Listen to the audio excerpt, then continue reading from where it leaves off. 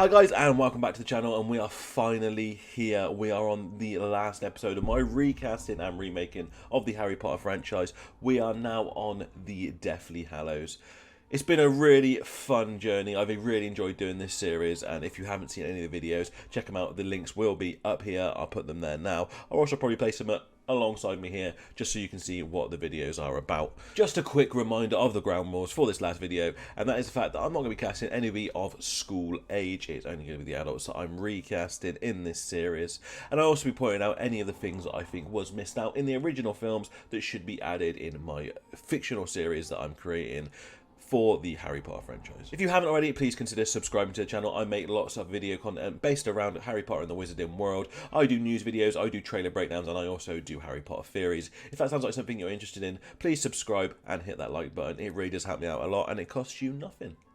And straight into the castings, and the first casting I'm going to do arguably could have been in the last episode, and it is the new Prime Minister that takes over after Cornelius Fudge, and that is of course Rufus Scrimgeour. The reason why Rufus Scrimgeour was chosen to replace Cornelius Fudge was because everybody in the Wizarding World decided they wanted someone who was tougher and stronger than Cornelius Fudge to take over the ministry when the threat of Lord Voldemort was very real. Scrimgeour was an old aura, and he was very much grizzled and tough, and is described as such in the books. When casting for this role, I wanted to pick someone who looked battle-hardened and also had that aura of authority around them. There was several names that came to mind when I thought of casting this character, however one stuck with me, and that is who I have chosen today. My choice for Rufus Scrimgeour is going to be Viggo Mortensen. Viggo Mortensen is best known for his roles in the Lord of the Rings series, where he played Aragorn. In the Lord of the Rings series, you definitely see that he is very much battle-hardened and very much a strong leader, even though he doesn't want the role. His aesthetic is one of those of a man who will take charge of a situation and will be strong in the face of fear.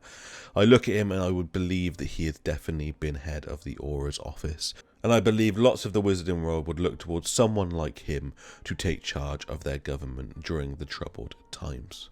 He has the acting potential to be able to play very serious conversations that we see throughout the series between himself and Harry, where he is trying to get Harry on board but is making also several wrong decisions that Harry does not agree with. I think he would be fantastic in the role, and I would love to see him play it. So my casting for Rufus Scrimgeour is going to be Viggo Mortensen. And the next person that I'm going to cast in this series is also somebody who has appeared earlier on, but I believe they become most prevalent in this series. And this person is Xenophilius Lovegood. Xenophilius Lovegood is described as a very strange and odd character in the series. He obviously has the Quibbler, which is a news tabloid which is known for producing very strange and normally unconfirmed stories. He is obviously Luna's father, so you can see where she gets some of her amazing traits from. I really wanted to play on the slight strangeness of his character as well, but later on in the series you also do see the fact that he is just a scared father who wants his daughter to be safe. I instantly thought of one person for this role, and I do love the casting choice, and that is Alan Cummins. For me, the reason why I've chosen Alan in this role is for the role that he played within Spy Kids, the movie. In this role, he plays a very eccentric and strange character, and you very much see elements of Xenophilius' personality portrayed through the character in that movie.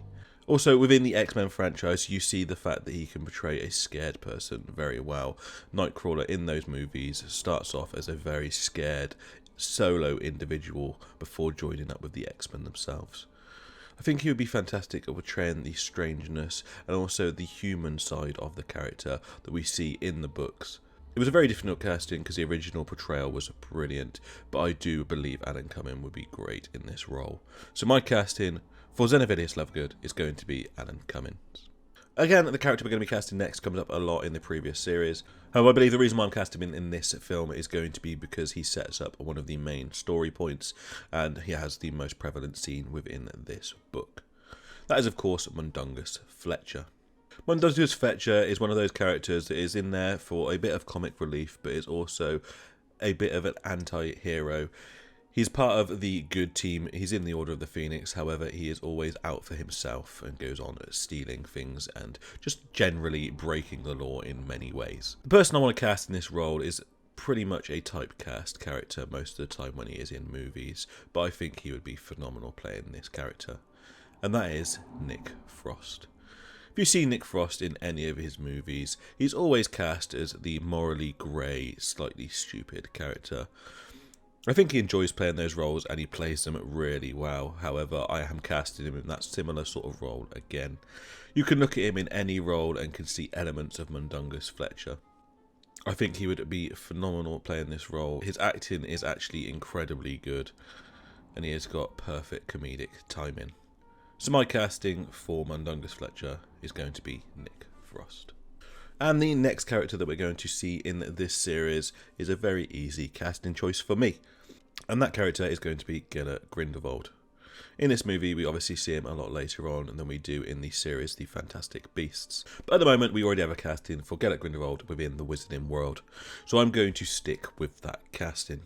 Mads Mikkelsen has come in. We obviously haven't seen him yet in the portrayal of Grindelwald, but I believe he will be fantastic in the role. And if anybody could replace Johnny Depp, I think it would be him. I believe it would be better for the Wizarding world to keep continuity with the actor and either age him up using CGI or makeup and prosthetics. So my casting for Gellert Grindelwald is going to be Mads Mikkelsen. And the final character that we're going to cast within my series is going to be Aberforth Dumbledore. Aberforth Dumbledore is obviously Albus's brother. He is very much great in his own way, but he seems to have given up on the Wizarding world and has secluded himself from the ongoing war and does not want to get involved. He starts off as a very locked down character, but eventually comes around to everyone else's way of thinking and joins in with the Wizarding war at the end. When casting this person, I wanted somebody who would be able to portray the power that he still has, but also to show that locked down side of himself that he doesn't want to get involved with other people. My casting for Aberforth Dumbledore is going to be John Rhys-Davies. He is best known for his role in Lord of the Rings as Gimli. In his portrayal in the Lord of the Rings movies, you see his character initially very shut down and very much self-absorbed. But later on in the franchise, you see him grow into that friendly character, and he develops a friendship with a race of people that he would normally not be involved with. I believe that similar character out can be seen in the later chapters of this one book. I think John Rhys-Davies aesthetically looks very much like what I pictured Aberforth Dumbledore to be, and I think he would be perfect in the role. So my casting for Aberforth Dumbledore is going to be John Rhys-Davies. So due to the fact that we had 2 films portraying this book, there was less stuff missed out. However, there is a few things I would like added in for my series. When Harry leaves Grimmauld Place for the first time, the scene where they meet the Death Eaters was shot perfectly in the original series. However, I would like much more emphasis on the element of danger that everybody is in. However, I would like to see everybody's injuries obtained. I would also like to see Moody's death. I feel like it was a slight betrayal of the character that it wasn't portrayed in the books or the movies. And at the end of the scene, I would like it to be that Harry lands at the Tonks house rather than the Burrow. When Harry gets to the Burrow, Harry has a birthday party, which is actually when Scrimgeour arrives in the books. I would like this birthday party to be portrayed because it is a very nice fact that they are all celebrating Harry's birthday as well as a wedding while this whole war is going on. I would like Harry to have to use Polyjuice Potion when he attends Bill and Fleur's wedding. I like this in the books because it shows that he is trying to not put himself in further danger, but also to not put any of the guests in further danger as well. And I would like the scene with Ophias Doge and Ron's aunt to be played out a little bit longer and a little bit more in depth to show the full elements of Dumbledore's past and what everybody is thinking of him at this time. Also at the scene, I would like to see Victor Crumb. It is a nice nod to his character to bring him back for the last book. And we also get the connection between the wand and Grigorovich later on in the series. When Harry, Hermione and Ron are on the run, I would like the scene where Lupin turns up and offers to go with them to be added into the book. I love that interaction between Harry and Lupin where Harry is actually chastising him for his actions rather than the other way around that we see within the teacher-student dynamic. Also, while at Grimmauld Place, Hermione realises that Phineas Nigellus Black's portrait is hung on the wall. They take him with him in her bag and he is a big part of the series itself. This is how Snape knows exactly where they are and can offer assistance to them. When they are on the run, they do cross several characters, which I would like to be portrayed because it shows what is going on in the wider Wizarding War that we don't see within the little bubble of the trio in the original movies. At Hogwarts, the Carrows have taken over as Defence Against the Dark Arts and Muggle Studies teachers. They are known to be awful people, and they are very much omitted from the original movie. They are there, but they do not have any speaking roles. When Harry gets to Hogwarts late on in the movie, he actually has a confrontation with the Carrows in Ravenclaw Tower. Again, I would like this added into it. During this confrontation is actually how Voldemort gets called to the castle because one of the Carrows presses their dark mark. I would like the nod back to the Half-Blood Prince where Harry hides the potions book next to Rowena Ravenclaw's diadem to be added into this series. I think it was fantastic that we saw the diadem earlier on than we actually know what it actually is. I would like the Battle of Hogwarts to go a lot more in depth and show scenes that we see within the movies. We physically see Fred die, and it happens in front of Harry and Ron's eyes, and there is a moment of mourning that we all get to have together. It was portrayed very well within the scene, but you definitely see lots of different character interactions, which I would love to see portrayed more. You also get a lot of characters that turn up late on in the fight through the secret passageway that were not portrayed within the original movie. Those moments give me absolute shivers when you see Oliver Wood and Lavender and Cho Chang. Also, the interaction with the Weasleys and Percy returning is phenomenal. And then to complete Kreacher's character arc that we see throughout the Grimmauld Place scenes, Kreacher leads the house elves out to fight.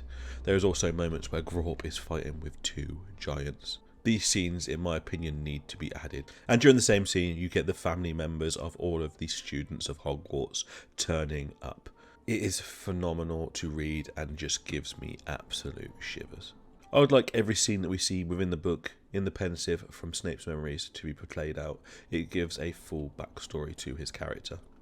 I would like the standoff between Voldemort and Harry to be exactly the same as the books, surrounded by everyone, and Harry tells no one to help. He then has his speech, which is brilliant, which we don't see within the original films. When it comes to the Outer Wand at the end of this film, Harry repairs his own Holly and Phoenix Feather wand using the Outer Wand, and then puts the Outer Wand back in Dumbledore's tomb. He states that if he dies a natural death, then the Outer Wand's power will be no more. I'd like to see this portrayed. So there you have it, guys. That was the last video of my remaking and recasting of the Harry Potter franchise. That was the Deathly Hallows. I really hope you enjoyed the video. If you did, please give this video a like and subscribe to the channel. Also, let me know in the comments down below what you think of my castings. If you've got any better suggestions, let me know and I may put them in a future video. Don't forget, guys, we also have a Discord server, so if you want to get involved in the conversation, hop in there and let me know what you want me to do on the channel. If there's anything you want me to cover, or if you've got any theories yourself, hop in there and let me know. If you want shorter segments of videos, I do cover lots of the stuff that I cover on this channel, on my TikTok as well. All of my other links are in the title banner on YouTube.